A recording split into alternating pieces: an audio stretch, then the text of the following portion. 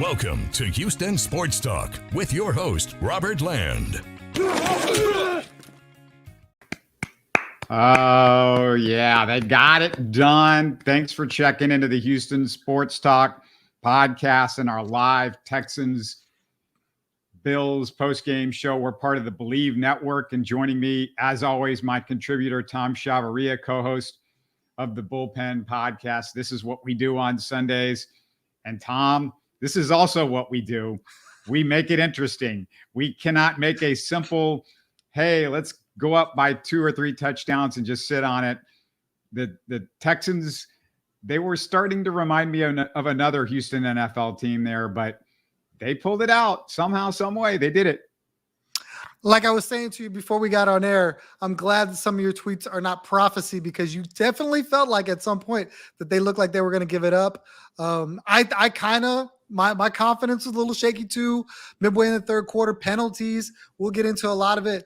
But 4-1 is a beautiful way to start your season.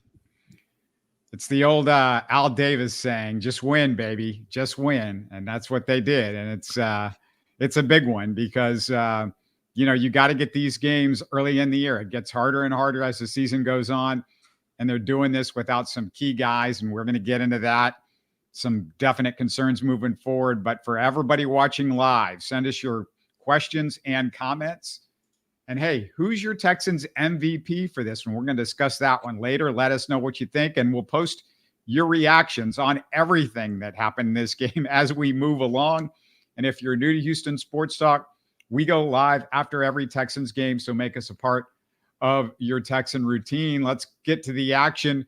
We typically go possession by possession, and there was a lot of possessions and a lot of stuff going on here. Texans D, a quick 3-and-out. Eric Murray, nice coverage on third down. And it's a good time to note Steven Sims not active after last week's disaster. Robert Woods in on punt returns. Obviously, that would play a role, several roles during this game. But the Texans' first possession, 3-and-out. Terrible punt by Tommy Townsend. And Tom, he's been disappointing. He's got the 4th worst average in the NFL. A couple more weak punts in this game.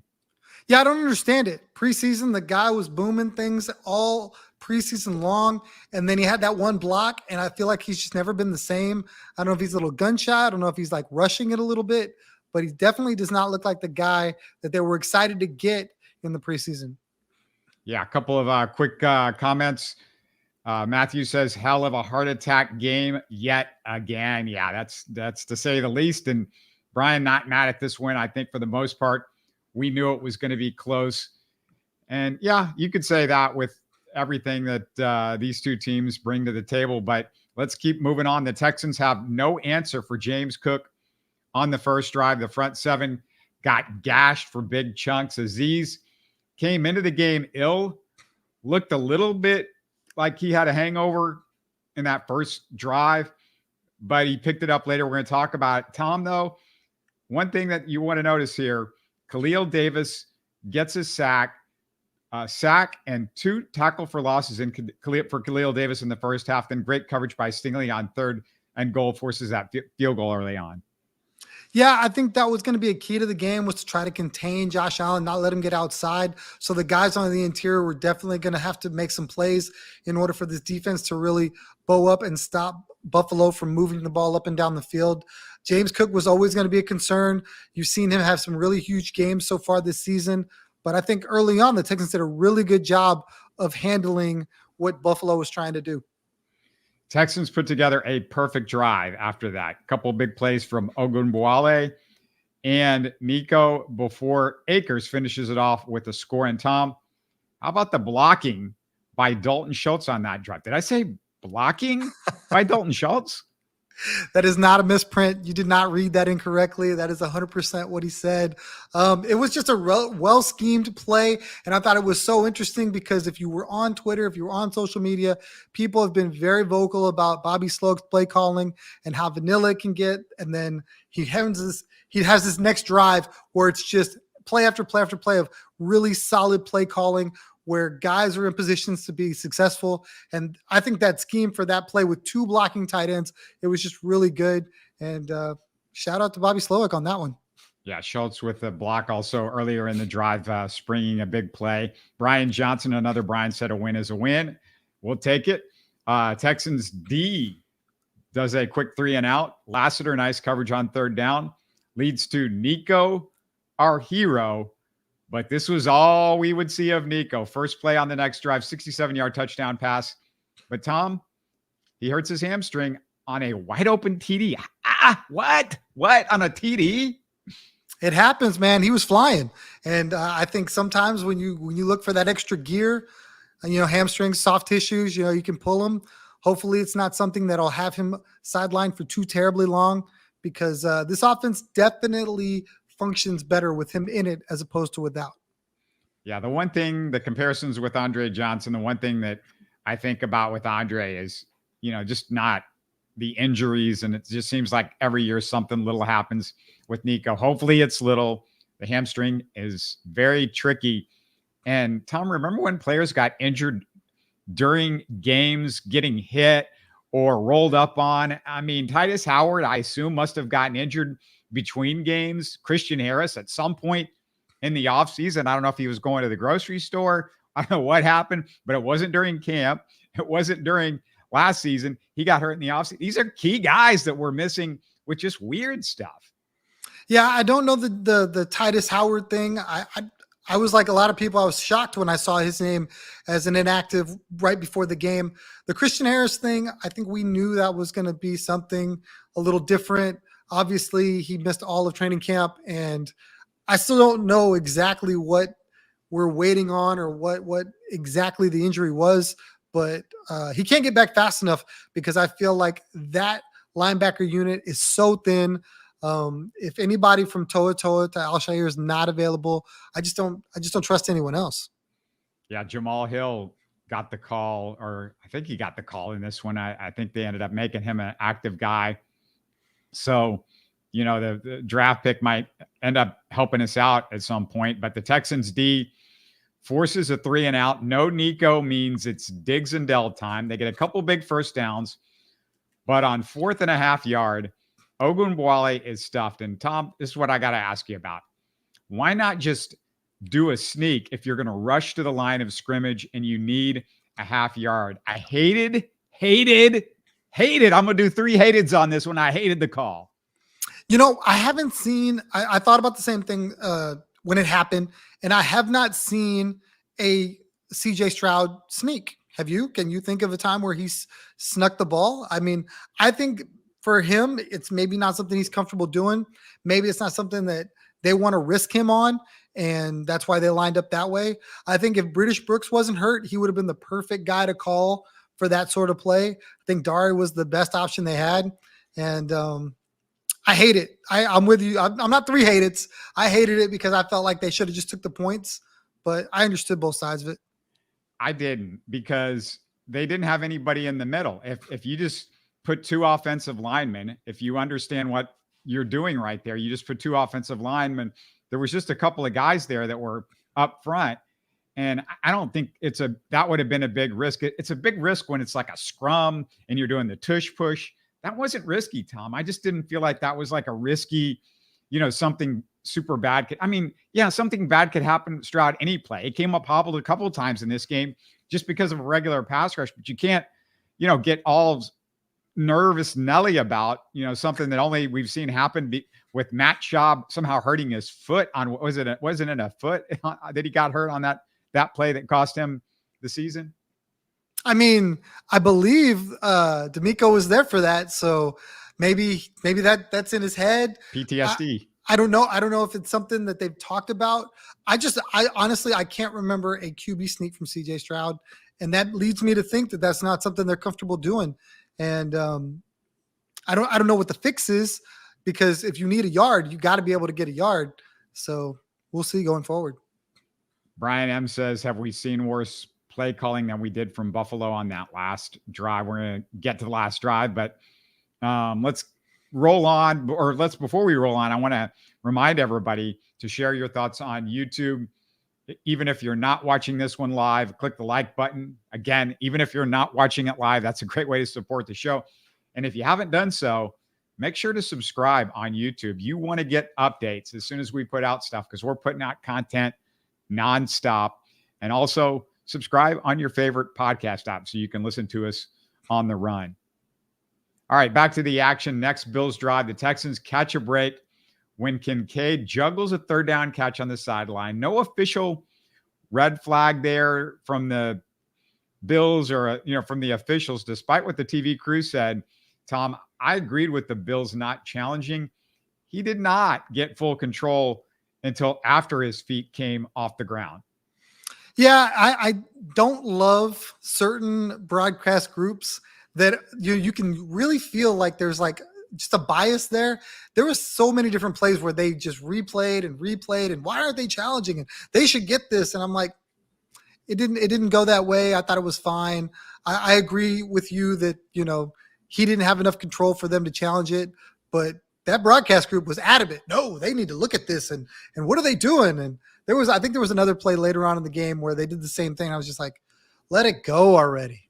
They asked an official about other stuff that they had ready for standby. Why didn't they ask, if you're going to do that, why don't you just ask your official what he would have thought about that particular play? What's he there for if you're not going to bring him in at that point? So I didn't get that part.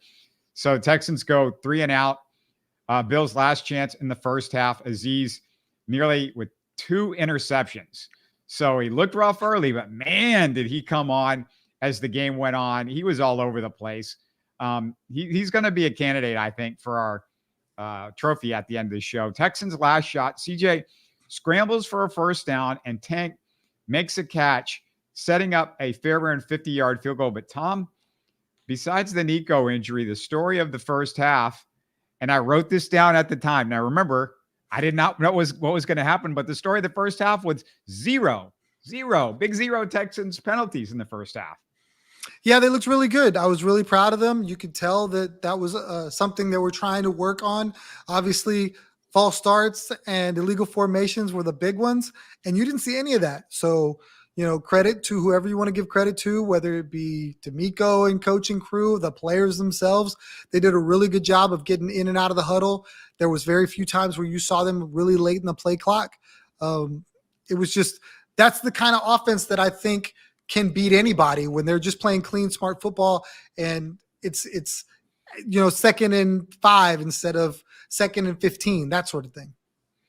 So let's go to the third quarter. Dumb penalties. They come up and start biting the Texans, starting with Dalton Schultz. Idiotic personal foul. That one is just like, from there, it just led to straight downhill. But thankfully, Xavier Hutchinson makes up for it. Couple of catches, his first 2 of the game. But then Schultz drops a third down pass after CJ has to rush the throw a little bit. So it wasn't the best throw. Blake Fisher gets bulldozed. Fairbairn makes the field goal. And Tom, I really just saw the one mistake to that point with the rookie tackle. I think as the game wore on, we started seeing it unravel a little bit. But to that point, he looked pretty good, actually. Yeah, I have no issue with Blake Fisher getting more run. I think he can definitely be somebody that they can rotate in and out to keep these guys fresh. Is he going to be perfect all the time? Absolutely not. It's really hard to be a rookie at any position in this league and excel. But I really thought he did a really good job, like you said. And to that point, the Texans seem in control of the football game. Well, here's where it starts to unravel. The Bills' next possession, Jalen Petrie, another dumb personal foul. This one on Josh Allen basically gives the Bills the offensive momentum, setting up the touchdown. I keep hearing about Petrie's football IQ, and I don't get it, Tom. I just don't get it. Like, if you got football IQ, just don't do dumb stuff out on the field. And every single year, I watch it. Every single week, there's something that Petrie does, and I'm like, you didn't have to do that. That was not smart. Whether it's like running by somebody that he should have, not wrapping up somebody, using his head instead of using his arms. Just, it's always something with him. So the play that you're talking about in question, I don't know what you would have wanted him to do in a split second where he's trying to close down on Josh Allen, who you don't know if he's going to slide or not. Well, you cannot go head first into the quarterback. I don't care if the guy was out of the way. I know he's trying to sort of jump over him, but you just have to, like, as soon as you see anything, just put the shoulder there, But you don't, it's not like you had to go ahead and if he slides in any second, that's what they're going to call. So be prepared to do the shoulder, not the head, because they won't call the shoulder. So, like I was trying to say, he runs into his own player, which drives him into Josh Allen, which gets the head-to-head contact. I get it. Yes, in a perfect world, you use your shoulder. I understand that. At the same time, when you've got two players colliding into this other guy who's as shifty as there is in the league, I thought it was very tic-tac. You saw CJ get hit way worse than Josh Allen got hit on that play and got a flag. So the play that they didn't call, which I guess we'll get to later, the pass interference that they picked up, I thought that was a worse hit on a quarterback than what Josh Allen got. But whatever. What do you think they're going to do if his helmet hits Josh Allen's helmet? They're going to call the penalty. I don't know. I don't know what your complaint is. I mean, helmet to helmet's going to get called on a quarterback every single time. We know that. So I disagree, and I disagree with, Petrie, whether he thought he tried to avoid it or not. I know he tried to sort of jump over, but that was going to happen as soon as you kind of went in with your head, knowing that was going to get called, not 9 out of 9, 10 out of 10 times. But anyway, on the next drive, penalties just keep coming. Ogunbowale jumps on 3rd and short. That leads to an incomplete pass. It's a quick 3 and out. Not sure what's left to say about this lack of discipline, but a lot of this stuff was just avoidable. These were avoidable things. The Schultz thing, I thought, me and you disagree on the Petrie. I thought that was avoidable, but Ogunbowale, you can't move. The running back can't move. Come on, man. Yeah, definitely. And that's something where I think Dar would take ownership of that. He's got to be better. There's no defense for that one. Another terrible Tommy Townsend punt after that. And then it's Lassiter getting beat on the 4th and 5 for the touchdown. And Tom, it wasn't giving up the first down where I got mad at Lassiter. You got to make that tackle. That's the tackle that killed you there. If you give up the first down, hey, you tip your cap. Josh Allen made a good throw. Guy gets open, gets a little bit of space. Overall, I think Lassiter has played fantastic. That was just a rare sort of mental mistake on him, not wrapping the guy up there. Well, he's had a couple instances in previous games where he's got beat and the quarterback was not able to make the throw. I think this instance, while I don't think that he was totally fault for some of that, I thought the wide receiver got off with a push. I thought he'd get away with a push. I agree with you. He's got to make the tackle. That's as basic, as simple as it is. Yeah, you give up the first down, but you live to fight another day. And it was just the silly dive at the end where there was no one behind him. He was the last line of defense, and Keon Coleman took it to the house, and that really kind of gave the Bills momentum that they didn't have. Yeah, Daniel says, anybody have any idea how long Collins is going to be out? Because the people calling the game said he's out for the season. No, they didn't. No, they didn't. And you have no idea with the hamstring. That's always iffy. It could be 1 week. It could be 8 weeks. You just don't know. Hamstrings are pretty odd. Anyway, there's a questionable holding penalty on Shaq Mason on the next Texans drive, which killed an Ogunbowale first down. I disagreed with the penalty. A lot of the stuff I thought was stupid, but that basically killed another drive. Then add in an illegal touch special teams penalty by D'Angelo Ross, who he didn't have to touch the ball. There's like 4 Texans around. So again, just brain dead stuff by the Texans there.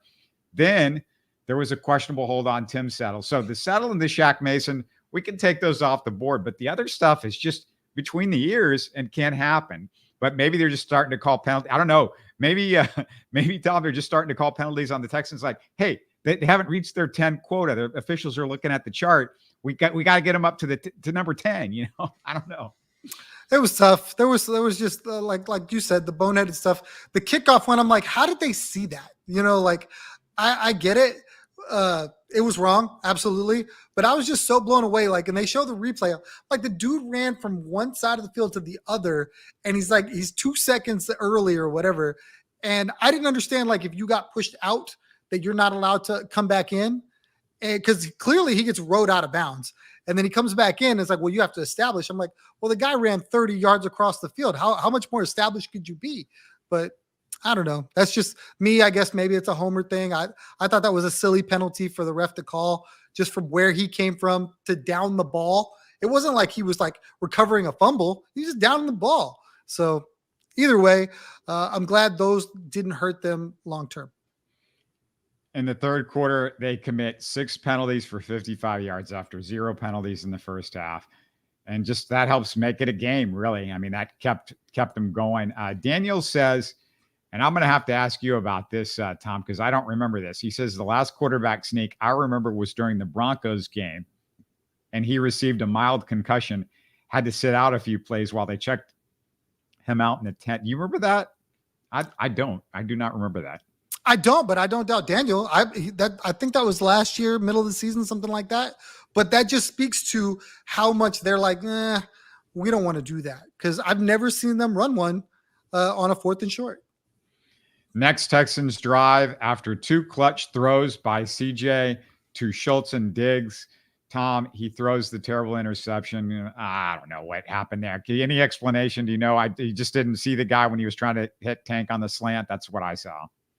I thought it was just a great play by the defense. I think they schemed that up really well. Rare that you see CJ get beat like in coverage, that sort of thing. And it happens. He's human. He's going to make a mistake here or there. I'm glad that it didn't like linger and he came right back, later on in the game. The Texans defense gets it together after a bad second half to this point. Petrie with a near sack, and then Mario Edwards and Aziz with another one. But the Texans keep doing dumb stuff. What's Robert Woods taking 2 balls inside the 5, one of them on the 2-yard line, and he almost fumbled that one, didn't he? That was so bad for me. I can't understand.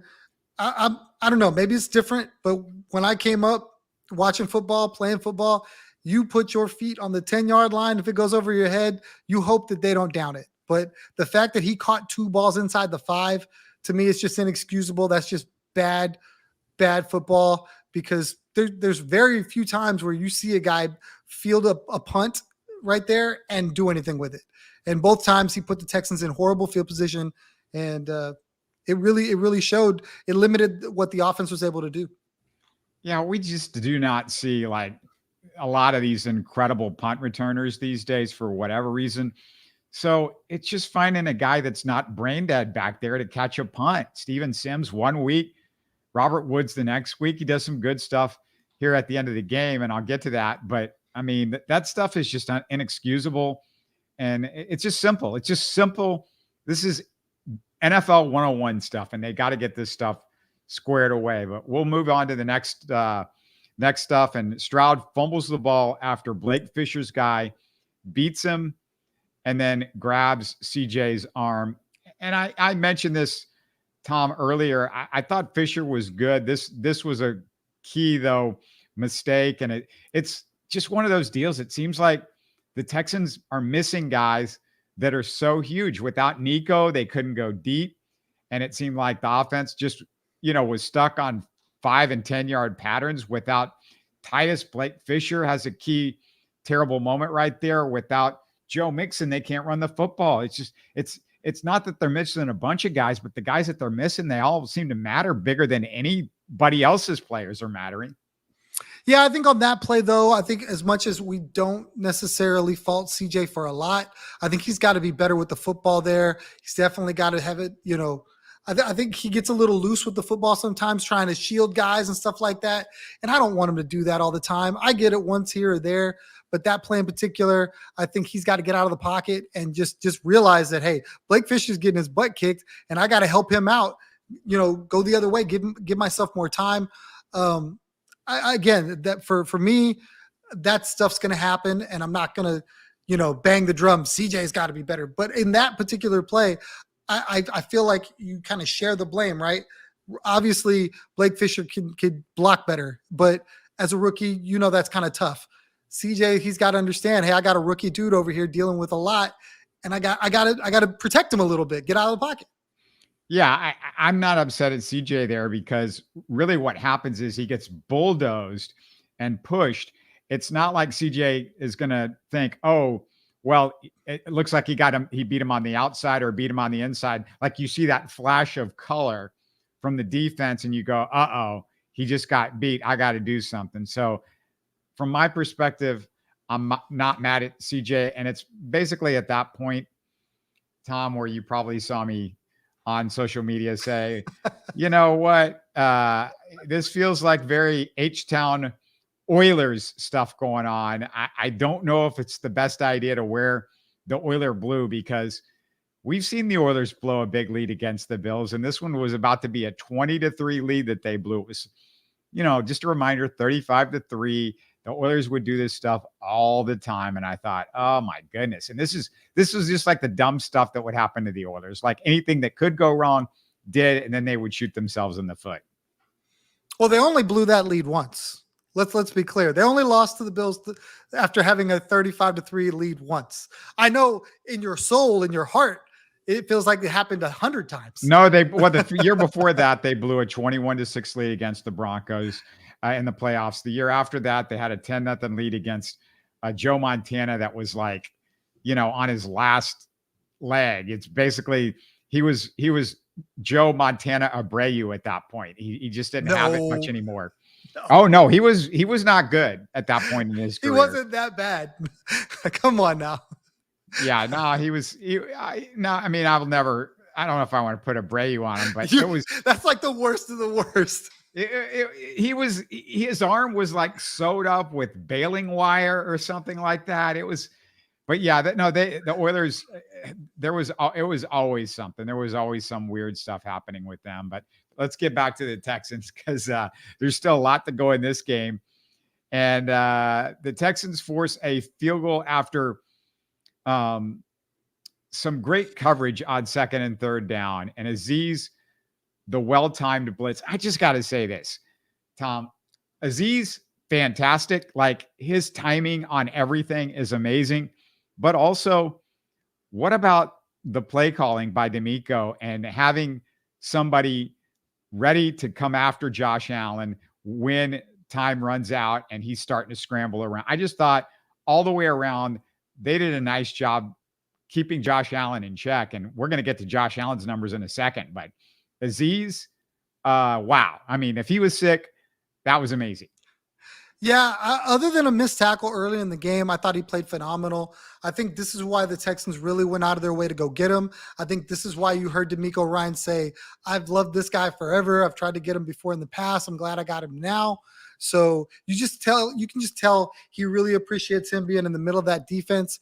And he's really, really smart when it comes to timing those blitzes up. I think for teams with running quarterbacks, you have to be able to have a great linebacking core to combat them because they do so much. And Azeez and Henry To'oTo'o had a good game too. I think those guys are what's kind of saving the Texans in the middle. So after they get the field goal, obviously they're in field goal range at that point. Now it's Stroud time. Stroud gets him back into field goal range, but then there was this grounding call. And Tom, what did you think of the call, but also the decision to throw on third down? I hated all of it because they had timeouts. There's no need to throw the football. It wasn't like they had 0 timeouts. So why on earth do you not just run the ball and call timeout and kick the field goal? And don't give Buffalo another thing. Don't give Buffalo another chance to get the ball back because you don't have to call timeout immediately. And the Bills were out of timeouts at that point. Yeah, they could not stop the clock. They could have ran it all the way down to 3 seconds, kicked the field goal, the same field goal they end up kicking anyway, and we would have been good. Like, I just did not understand whatever the intent was there. I get it. You're trying to get a couple extra yards, but the penalty just absolutely ruined that. Yeah, D'Amico is getting really fortunate here because they're making mistakes every single game, big mistakes. This one was straight up on D'Amico, just flat out, no question. This is a D'Amico problem right there. And then, D'Amico's having issues with getting these guys away from the penalties. And, he's just got to get better from D'Amico. I mean, everything went right the first year. It's not going right this year. Now they're crawling out of this stuff with wins, so I'll give them that credit. But yeah, that's something. And, let's close things out because after the 3-and-out, Robert Woods makes up a little bit for the mistake. 12 yards on the punt return with 7 seconds left. I thought that was a good deal for him to get there, but he had room to work with because that punt just kind of outkicked the coverage. And, just got lucky that he had time to do that. So CJ gets the completion. That sets up Fairbairn's field goal, and it's a 59-yarder. Ian Eagle yells Clutch City. So tip of the cap to Ian Eagle for yelling Clutch City after that. But also, just I got to bow for Kaimi. Oh, my God. He's been great this year. Oh, my goodness. What a year Kaimi's had. What is he now? 8 of 9 or something like that on 50 plus? Yeah, and this is a guy that, people kind of question his contract because he was recently re-signed or extended, and all he's done out is outperformed it. He's been phenomenal. There's been very few instances where you don't feel good handing him the ball to kick whatever the distance may be.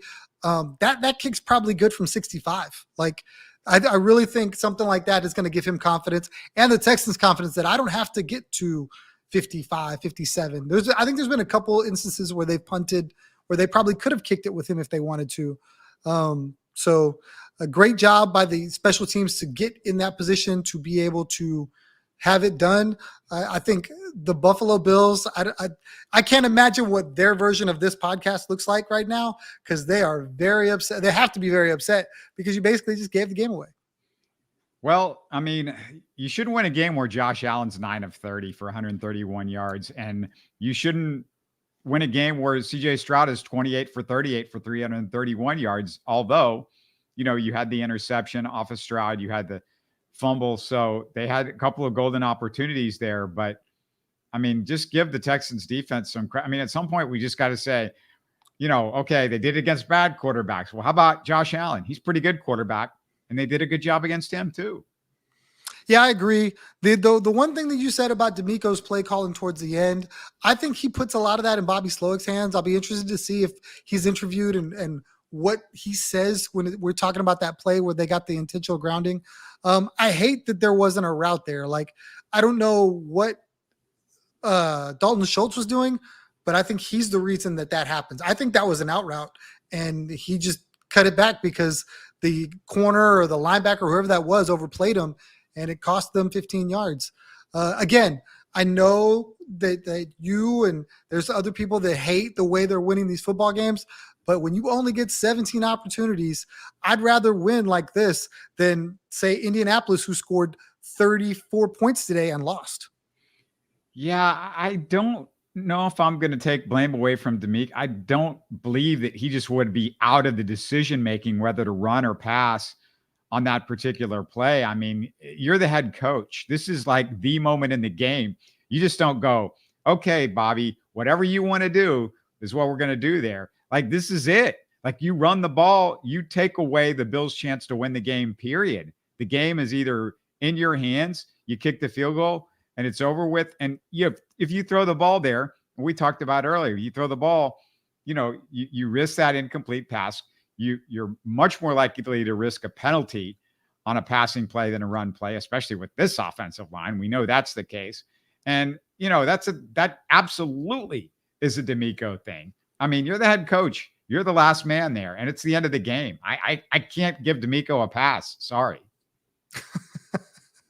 I don't know. I think he trusts his quarterback, and that is probably a big part of it, right? If it's not CJ Stroud, then they're probably running that ball, no question. But the fact that it's 7 and they're putting the football in his hands, I imagine that's what D'Amico's going to say. We put the ball in CJ's hands and make a play. It didn't happen. We trust whatever he's going to do, and that's why they threw the ball. Now, again, if there isn't a intentional grounding, it's probably much to do about nothing, because you're still kicking the field goal. You're probably kicking this thing into the back of the end zone, and you're making them go 80 yards in 30 seconds or something like that. Again, I would have ran it too. I agree with you. I don't think that was the right play call at all. Do I think that was the discussion, was we're going to give CJ a chance to make a play? Probably. I don't think it's about trusting CJ Stroud when you throw the ball. You're trusting a rookie right tackle. You're trusting an offensive line that has been porous this year. You're trusting an offensive line that's had a lot of penalties. You're trusting the fact that you don't have your best wide receiver at that point in the game. As much as you love Tank Dell and Stephon Diggs, I mean, you don't have the best guy in there. So you might have Xavier Hutchinson or somebody with not a lot of experience in the game at that point. But like, there's a lot of people that go into one play and it's like, oh, I'm trusting CJ Stroud. How about just the fact we hand the ball off? And because if you throw the ball and it's either out of bounds or it stays inbounds on a completion, then, at that point, you're giving the Bills a chance to, you're giving them some time. You're giving them a chance to come back. I didn't get it. I don't know. I just disagreed with that. Let's get to the MVPs for this one for the Texans, or the MVP. Who is your MVP for the Texans in this one? And I feel like it's really down to maybe two guys. I mean, you could have CJ Stroud in the mix, but I have two other guys in mind. I'm just wondering who you like. I mean, CJ is a victim of being incredibly great, right? We expect so much from CJ Stroud, so I don't think we give him nearly as much love and respect on the MVP side of it. His numbers are fantastic, just like you pointed out. For me, I think the big key player in the game for me was Azeez Al-Shaair. I think you pointed it out great. I think you outlined how he was everywhere all game long. There was that big tackle that he had on Josh Allen. I Bleav he was in on that play with Josh Allen where he came out, because he had to get rid of the ball really quick, and then he had an opportunity to make a couple interceptions. I think he just played really well. I will call it a tie. I'm going to make it a tie between Al-Shaair and my guy, Ka'imi Fairbairn. I mean, goodness gracious, you don't win the game without his 2 field goals. You lose the game without his 2 field goals, 250-plus yard field goals. Again, this is not just a game-winning field goal. It's a 59-yard game-winning field goal that was right down the middle. It wasn't even a question. It wasn't 5 feet, inside the mark on either side. It just didn't barely cross. It was dead solid, perfect down the middle. He probably could have made it from like 5 or 10 more yards. It was that far. I mean, I got to split it up because Azeez was fantastic. I'm going to factor in that he was probably sick this whole game and still making plays all over the place. But I'm going to give him I'm going to cop out and give it a tie because I just think both of those guys really deserves it.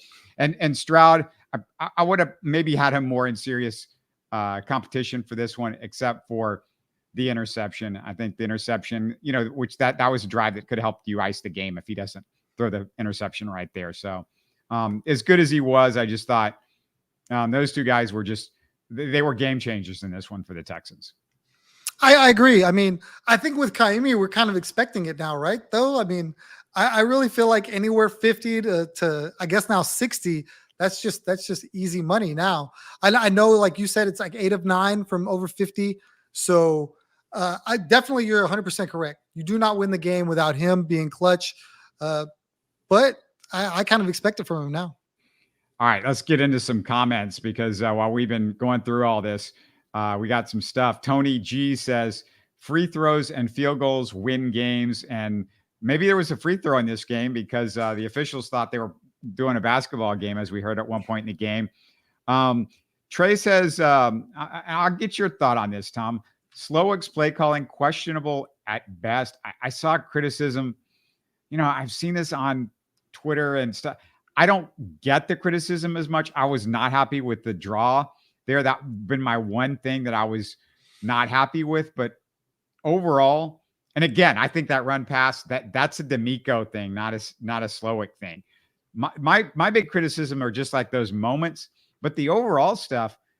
Look, CJ threw for 330 something yards, didn't have his number one wide receiver for most of the game. The Texans are playing without their 2 best running backs. The guy that they spent all their money on in the offseason at running back has not played the last couple of games. I mean, they're playing with some arms tied behind their back. The right tackle, he's out. Now, that might just be your typical NFL injury. You got to play a rookie a game or something like that. But I have my slight criticisms of Bobby, but you don't jump ship on him after last year because you don't like a couple of things. And you know what, Tom? They're 4-1. I totally agree. I don't understand the Bobby criticism. I get where it's coming from, though. I don't understand it, but I get where it's coming from. In the offseason and leading up to this season, you just felt like this offense was going to score so many points. You thought with all of these weapons, with all of these things, that the Texans were just going to be able to march up and down the field and put up points at will. And so far, you've seen a couple games where they've really struggled to score touchdowns. You really struggled to score more than 20 points. And that's kind of put these games in question, where if they were scoring 28, 24, 31, it's probably a different story. And I think people don't like ever seeing a 3 and out. I know the first drive of the game, when, like you said, you had that draw play, but it was inside the 20. It was like, well, what are we doing? Why aren't we, we're this Ferrari, let's go. I know last week we talked about, them settling for a field goal, and teams want to see them go. And I think they're putting that on Bobby Slowick. And I don't necessarily think it's fair. I understand trying to establish the run, be complimentary, and not just let CJ sit back there and cook. So that's where I feel like that's some of the disagreement, is that, okay, you don't have your running back, but they're still trying to get Dare and Cam as many touches as they would Joe Mixon, and people are not necessarily thrilled with that idea. Just big picture stuff I want to finish off with, Tom, and anything you want to throw in too that I'm missing. But third down efficiency, did a great job, really. 8 for 16 for the Texans, 3 of 14 for the Bills. So on both sides of the ball, they were really good there. Total yards, 425 yards. Yeah, get rid of Bobby Slowick. Get rid of the guy who just got you 425 yards of offense. I just can't get on board with that. They hold the Bills to 276 total yards. Passing 331 to 126. But here's the stat. Tom, we got to throw a party. They only had 7 penalties. They got under 10. So I don't know what the over-under on the penalties for the Texans was this game, but they got under 10. They got under 10. I know for a lot of people, it was for them, it was like if they had 1 penalty, they were coming for them. I know a lot of people are really upset, and I just don't. I know that there are going to be penalties in a game. If you have one with 0, fantastic. To think that a team is going to go through and not get any penalties called, well, that's just not smart. So there is stuff that they can get better. They did get better in this game. I think when you looked at the offense, I think it moved so much better because they were better on the penalty side of the ball. I think defensively, short of some stuff that we talked about, they're probably, pretty close to perfect. I really think the defense did a really good job today. Anytime you talk about the numbers that you talk about with Josh Allen, I think that's a really, really solid effort all the way around. Maybe you don't get the sacks, maybe you don't get the turnovers, but just to keep that team down for as long as they did, shout out to D'Amico there. Yeah, Josh Allen, he was either holding onto the ball because the guys were doing a great job in coverage, or he was holding onto the ball because of the pressure. One way or another, he was having to wait and wait and wait and wait. And when he did throw it, very rarely did I see a guy without a Texan draped all over him. I mean, just Eric Murray. Look, I mean, he's taking his shots, but in coverage in this game, and he had a couple of moments the last game, hey, give him his props. I mean, like, I know we get on that guy all the time, but Eric Murray deserves some credit in this game. He was good. I agree. There was a play where I thought, they had him beat, and then he got back into the play on a deep throw. And I really didn't see, like, once Jimmy Ward went out, you never heard about anything being an issue with the safeties because Eric Murray was back there doing his job. Did we get through a whole game without a Laremy Tunsil penalty? I'm trying to remember. Was there? They had one. He had one. But there was decline, so it's not official. Yeah. So as long as he gets a decline, does he get do you give him credit? Does he get a check mark, or is that like are we like, is it a push towards next week? What do you do with that?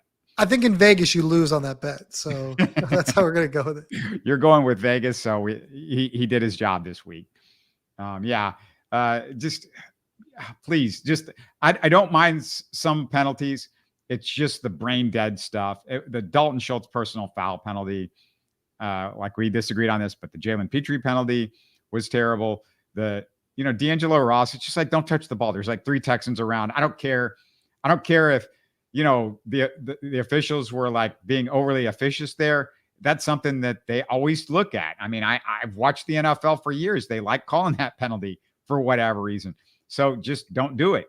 But yeah, it's this little stuff. And it's like, I know D'Amico says, we've addressed it. I got it. Like 2 weeks ago, we got, no, you don't. You don't have it. Let's have a game where maybe we only have like 3 or 4 penalties, and maybe 1 or 2 of those are those questionable Tim Settle and Shaq Mason ones. Just like, just to get this stuff cleaned up and just don't be dumb. And that's another thing.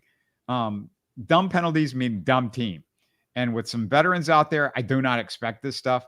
And dumb teams typically don't win Super Bowls. The smart teams win Super Bowls, Tom. The smart teams do. Yeah, but I like I said, if you show me a team that never makes any of these penalties that you're referring to, I'll call you a liar, because there are teams that, even though they win all these rings, they have these penalties. We're leading the league, though. We're leading the league in penalties. This is not, I'm not talking about the Shaq Mason and the Tim Settle. I'm talking about this is dumb stuff that's like consistently every single game, and you're leading the league. I can't go back in time. I can't fix last week, the week before. I'm only going to stay with this game. And I think they only had like 3 of those that you call dumb penalties. So for me, that's an improvement of like 70%. I got to be willing to take a positive out of that.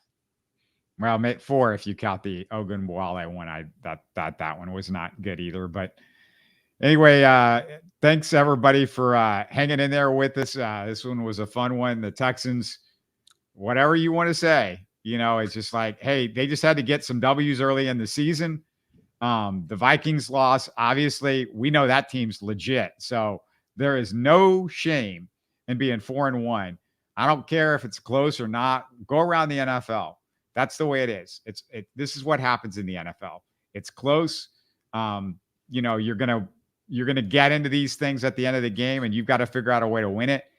And luckily for you, you've got Fairbairn and you've got CJ Stroud on your side. So that's a huge help. Before I close it all out, just one last thing. Check out Tom on the Bullpen podcast. And this week, look for my conversation with the Ringer's Mirren Fader on her brand new Akeem Olajuwon biography that's coming out in just 9 days. So we're going to have an exclusive with Mirren Fader. And on Tuesday, Steven and I will be looking at what we saw from the Rockets' first preseason game. That is tomorrow. So the Rockets getting things going tomorrow. Looking forward to see the Rockets play some basketball. The young guys, I can't wait. I can't wait, Tom. Hey, they got great film coming out of training camp right now. I'm excited too. I love the rookie that they picked up. I think he's going to be great for them. And Cam Whitmore, year 2. Looking forward to it. Yeah, and then there's the Astros continuing in their October. No, I'm sorry, I got that wrong. I'm misreading something. I think I was talking in terms of another year in Astros history, like the last 7 years in Astros history. But that's okay. Great stuff from the Texans. They moved to 4-1. Last second field goal wins it. Kaimi Fairbairn. One more applause for you, buddy. And great job by the Texans for getting this one done. We'll see you again next week, and see you tomorrow for some Rockets conversation for sure too. You're listening to Houston Sports Talk. Hey, you can support the show by subscribing on YouTube and commenting on the videos. Listen to Houston Sports Talk on Spotify, Apple, Stitcher, and Google. Don't forget to tell a friend and share our show on social media. Spread the word, everybody. Thanks for listening.